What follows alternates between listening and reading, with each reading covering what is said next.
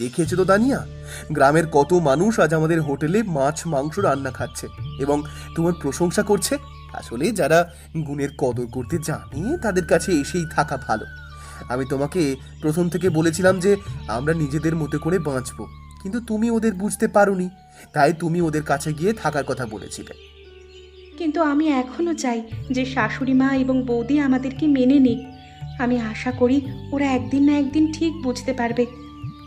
তুমি কার কাছে কি আশা করছো? দেখো, আমি বড়লোক বাড়িতে জন্মেছি, কিন্তু আমি ওদের খুব ভালো করে জানি যে ওরা কোনোদিন তোমাকে মেনে নেবে না। আর তুমি যদি ভালো কিছু করতে যাও, উল্টে তোমাকে ওইভাবেই অপমান করার চেষ্টা করবে। তার কারণ হচ্ছে ওরা প্রচন্ড অহংকারী। তার থেকে ভালো আমরা এই গরিবের রান্নাঘর করে মানুষজনকে খাওয়াবো। সেটা অবশ্য তুমি ঠিক কথাই বলেছ। সবাই আমার হাতের রান্না খেয়ে খুব খুশি হচ্ছে। আমি নিশ্চিত এখন থেকে তোমার রান্নার কথা অনেক দূর পর্যন্ত ছড়িয়ে যাবে। আমি শুধু চাই যে শ্বশুরমশাই যেন আমাকে ভুল না বুঝুক। আসলে বাবা খুব ভালো মানুষ, কিন্তু মার বৌদি বাবাকে ভালো থাকতে দেয় না।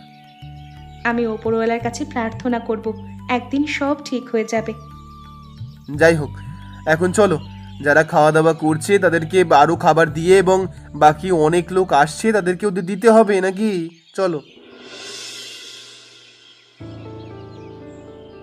মা, আর তো পারছি না। 1 সপ্তাহ কেটে গেল, বাবা বাড়ি থেকে বার করে দিয়েছে আমাদের।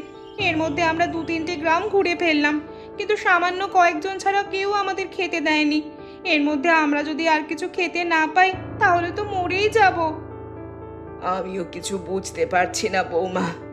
তানিয়া আর ধ্যানচাঁদ ঘর থেকে চলে যাওয়ার পরে তোমার শ্বশুর মশাই যে আমাদেরকে এরকম ঘাড় ধাক্কা দিয়ে বার করে দেবে সেটা তো বুঝতে পারিনি। আসার সময় বাবাকে কত হাতে পায়ে ধরলাম, কিন্তু বাবা তো কোনো কথাই শুনলো না। বললো যে আমরা যখন ষড়যন্ত্র করেছি তখন আমাদেরকেও রাস্তায় গিয়ে থাকতে হবে, বাড়িতে থাকার নাকি আমাদের কোনো অধিকারই নেই। আসলে আমরা হয়তো ওই মেয়েটার ওপরে সত্যিই অনেক বেশি অত্যাচার করে খুব ভুল করে ফেলেছি। আসলে এই কথাটা আমারও মনে হচ্ছে মা, আমরা বড় ভুল করে ফেলেছি। কিন্তু এখন ক্ষমা চাওয়ার তো কোনো উপায় নেই। তারা কোথায় আছে আমরা তো জানি না। কিন্তু ক্ষমা চাওয়ার জন্য তো আমাদের বেঁচে থাকতে হবে মা। এখন তো মনে হচ্ছে শরীর থেকে প্রাণটা বেরিয়ে গেলে আমরা শান্তি পাবো অনেক। কিন্তু সেটাও তো বেরোচ্ছে না। ও ওদিকে দেখছো মা, একটা হোটেল আছে মনে হচ্ছে। আমিও ব্যাপারটা লক্ষ্য করেছি। কিন্তু ওটা তো অনেক দূরে, অতটা রাস্তা কিভাবে যাব? শরীরে তো ক্ষমতা নেই আর।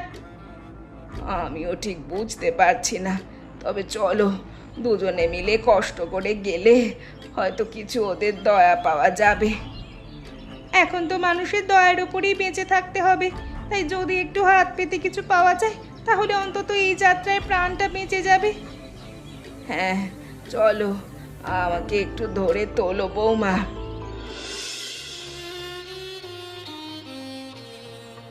এটা কাদের হোটেল গো? তোমরা একটু দয়া করবে, আমরা বড় অসহায়, এসেছি তোমাদের কাছে একটু খাবার চাইতে। এ কি মা, বড় বৌদি, তোমরা? এ কি অবস্থা হয়েছে? এদিকে এসে দেখে যাও কারা এসেছে। মা, তোমরা, তোমাদের এটা কি অবস্থা হয়েছে? তোমরা চলে আসার পরে বাবা আমাদেরকে বার করে দিল ষড়যন্ত্র করার অপরাধে। আর তারপর থেকে প্রায় 1.5 সপ্তাহ আমরা এরকম রাস্তায় রাস্তায় ঘুরে বেড়াচ্ছি, খেতে পাইনি, প্রচন্ড খারাপ অবস্থা। তাই এখানে হোটেল দেখে একটু ভিক্ষা চাইতে এসে দেখলাম যে এটা তোমাদেরই হোটেল। তানিয়া, আমার অনেক ভুল হয়েছে, আমি অন্ধ ছিলাম, তুই আমাকে ক্ষমা করে দে মা। আমরা দুজনেই তোর ওপরে অত্যাচার করে অনেক ভুল করেছি। মা, এখন এইসব কথা বলে কোনো লাভ নেই। এসো, তোমরা আগে খাওয়া দাওয়া করো। আমি বদলে যেতে চাই তানিয়া।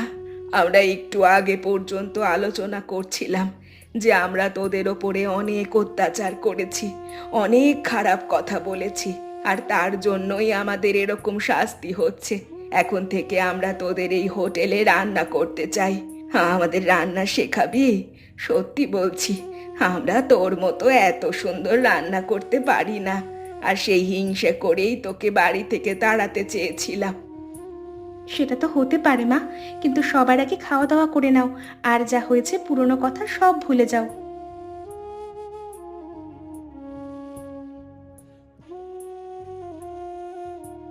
প্রথমে খবর পেলাম যে এখানে আমার ছোট বৌমার ছোট ছেলে নাকি খুব বড় হোটেল করেছে এবং তার জন্য গ্রামের অনেক মানুষ খেতে পারছে।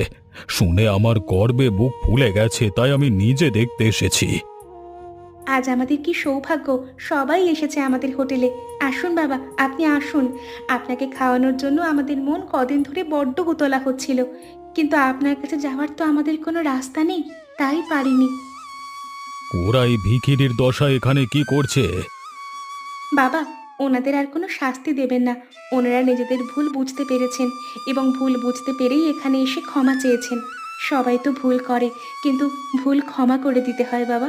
এখন থেকে আমরা সবাই আবার আগের মতো একটা পরিবার হয়ে থাকবো। তাহলে বুঝতে পেরেছো তো তোমরা গরিব মানুষের কষ্টের মূল্য কতটা? যে খাবারকে তোমরা অপমান করেছিলে সেই খাবার খেয়েই এখন তোমাদের পেট ভরাতে হচ্ছে। পচা জিনিস দিয়ে ওর নাম খারাপ করতে চেয়েছিলে, আর আজকে ওর দোকানে বসেই মাছ মাংস রান্না খেয়ে তোমাদের জীবন বাঁচাতে হবে। আমরা নিজেদের ভুল বুঝতে পেরেছি, আর কখনো আমরা এরকম ভুল করব না এবং সবাইকে বলবো যে তারাও যেন এরকম ভুল না করে। আর তোমরা বলতে পারবে যে কেন আমি আমার ছোট বৌমাকে ঘর থেকে তাড়াতে চেয়েছিলাম? উত্তরটা কিন্তু তোমরা কমেন্ট করে জানিও।